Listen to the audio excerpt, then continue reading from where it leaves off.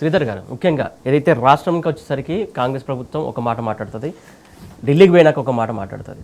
ఇక్కడ ఎంపీలు అయితే నోరు మెరుపరు, మీరు ఇందాక మాట్లాడినట్టు అసలు మాట్లాడరు, అది ఓకే. కాకపోతే ఇంత జరుగుతున్నా కూడా నాయకులు ఎవరు మాట్లాడొద్దని లెటర్ రాయడం, హుకుం జారీ చేయడం, ఇవన్నీ అణచివేత ధోరణి కాదా? ఖచ్చితంగా కదా. ఇప్పుడు ఎవరన్నా అట్లనే తెలంగాణ సోయితోటి మాట్లాడతారేమో, అడుగుతారేమో. అంటే ఇప్పుడు ఎవరు మాట్లాడద్దు అంటే దేని గురించి మాట్లాడద్దు? ఇక్కడ ఉన్న లీడర్లు ఎవరు కూడా రేవంత్ రెడ్డిని తిట్టొద్దు, కాంగ్రెస్ని తిట్టొద్దు. ఉన్న బీజేపీ నాయకులు వాళ్ళ ఎంపీలు ఉన్నారో ఈ ప్రభుత్వానికి వ్యతిరేకంగా మాట్లాడొద్దు, అక్కడి నుంచి ఏమైనా రాకపోతే అడగద్దు. బేసిక్గా రాష్ట్రం నుంచి పోయే ఎంపీలు కానీ వీళ్ళు మనం దేనికోసం పంపిస్తామండి? Representing our state in the parliament, ఇది అప్పర్ హౌస్ రాజ్యసభ కానివ్వండి, లోయర్ హౌస్ లోక్సభ కానివ్వండి, మనకు వచ్చే నిధులు లేకపోతే కేంద్ర ప్రభుత్వ స్కీమ్స్, ప్రాయోజిత స్కీమ్స్ కానీ స్పెషల్ గ్రాంట్స్ కానీ ఏమంటే సాధించుకోవడం కోసం పోయి మాట్లాడతారు. ప్రత్యేకించి అధికార పార్టీకి ఎక్కువ బాధ్యత ఉంటుంది. ఫర్ ఎగ్జాంపుల్ మనకి 15th finance commission 2020 and 21లో 725 crores, మనకొకటి 723 crores ఒక స్పెషల్ గ్రాంట్ ఏమని చెప్పేసి తెలంగాణ రాష్ట్రాలకు, అంటే మామూలుగా రుణ పరిమితితో పాటు మిగతా వాటికి సంబంధించి సెంట్రల్ ట్యాక్స్ డివల్యూషన్ కాక పన్నులలో శాతం కాకుండా ప్రత్యేక గ్రాంట్స్ తెలంగాణకు 2020-21లో 723 కోట్ల రూపాయల స్పెషల్ గ్రాంట్ ఇవ్వమని చెప్పారు. పౌష్టికాహారం కోసం, పిల్లల్లో పౌష్టికాహారం ఇవ్వాలి వాళ్ళకి, పేద వర్గాలకు వాళ్ళకి 171 crores అని చెప్పేసి 2021 and 26 మధ్యలో 5,375 crores basically state specific and central specific grant అని చెప్పేసి ఇస్తారు. మొత్తం ఒక 6,258 కోట్లు ఇవి ప్రత్యేకంగా మనకి ఇవ్వాలని చెప్పేసి 15th ఫైనాన్స్ కమిషన్ కేంద్రానికి చెప్పింది. వాటిలోంచి ఇప్పటివరకు నయా పైసా కూడా రాలేదు.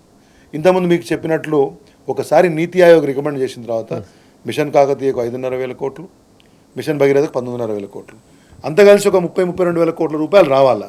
మరి ఇప్పుడు ఇక్కడి నుంచి పోయినటువంటి ఎంపీలు ఎవరైతే ఉన్నారో వాళ్ళ మినిమం బాధ్యత ఏముంటుంది? కేంద్ర కేబినెట్ మంత్రి కిషన్ రెడ్డి గారు ఉంటే ఆయనకైతే ఒక బాధ్యత ఉంటుంది కదా, ఈ can go to anybody, rather ఆయనకు అంత యాక్సెస్, బ్రహ్మాండమైన యాక్సెస్ ఉంటుంది.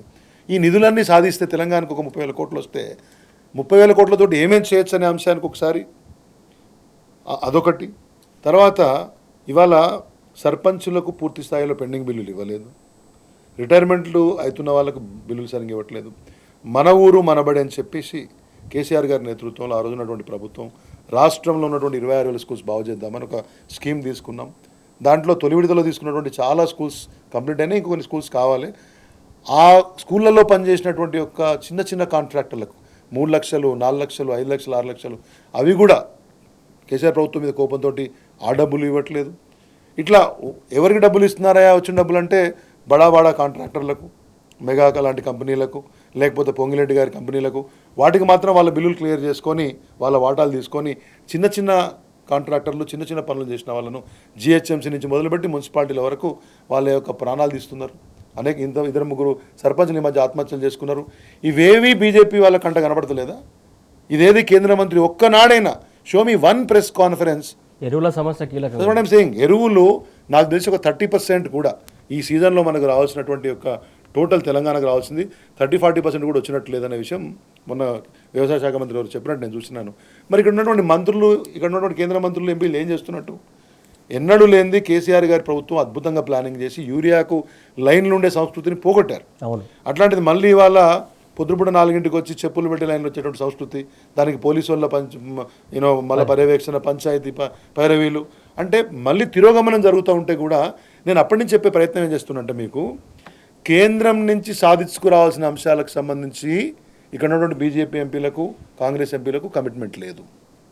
ఎవరు కేంద్ర మంత్రుల దగ్గరికి పోయినట్టు డ్రామాలు, ఫోటోలే తప్పితే ప్రత్యేకంగా సాధించుకొచ్చిందేం లేదు.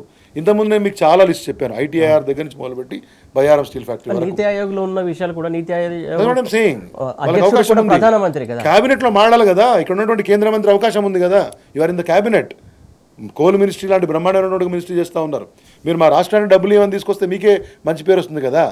ఎందుకు అడగరు, ఎందుకు ప్రశ్నించారంటే పదవుల కోసం పెదవులు మూసుకుంటారు, మాట్లాడరు, ఇక ఏమడరు కాబట్టి ఆడ ఉండాలి. గంత మీరు ఉంటే ఇప్పుడు రేవుల తాడి చెట్టు దాకా మనం దానివల్ల ఏం ప్రయోజనం అండి? మీకున్నటువంటి పదవి ద్వారా ప్రజలకు ఏమీ లాభం లేకపోతే అటువంటి పదవి ఉండటం ద్వారా ఏమీ లాభం? అనే ప్రశ్న తెలంగాణ సమాజం వేస్తుంది. పదవులు అంటే కేంద్రమే కావాలని కేంద్రంలో పెద్దలే ఇలా పదవులు ఇచ్చి నోరు మూపిస్తున్నారు అనుకోవాలి. ఇక ఇప్పుడు పరిస్థితి ఎట్లా కనబడుతుంది కదా. మేము అడగము, మా రాష్ట్రంలో మమ్మల్ని తిట్టినా, మా రాష్ట్రంలో చీపోండి అన్నా, అంటే మన భాష బాగుండాలి కాబట్టి చాలా సభ్యతగా మనం మాడుతూ ఉన్నాం. పనికి మాలిన వాళ్ళారా మీరు వెళ్ళి ఏమైనా మాకు తీసుకురండి అని అడిగినా, అంటే ఏ పద్ధతిలో అడిగినా కానీ ప్రజలు కఠినంగా మాట్లాడినా, పార్టీలు మాట్లాడినా, ప్రధాన ప్రతిపక్షంగా మనం మాట్లాడినా నవ్విపోదురుగాక నాకెట్ సిగ్గన్నట్టు మనం బతికేస్తే దానికి ఎవరేం చేయగలుగుతారు? ఇప్పుడు ఇంత పెద్ద లిస్ట్ చదివాను నేను మీకు. మీరు ఏమంటారు, కోచ్ ఫ్యాక్టరీ దగ్గర నుంచి మొదలుపెట్టి హైవేస్ నుంచి మొదలుపెట్టి వచ్చే గ్రాంట్స్, బ్యాక్వర్డ్ గ్రాంట్స్, లేకపోతే కేంద్ర ప్రాజెక్టులు, central, what ever that can be done by you as an MP, as a minister concerned.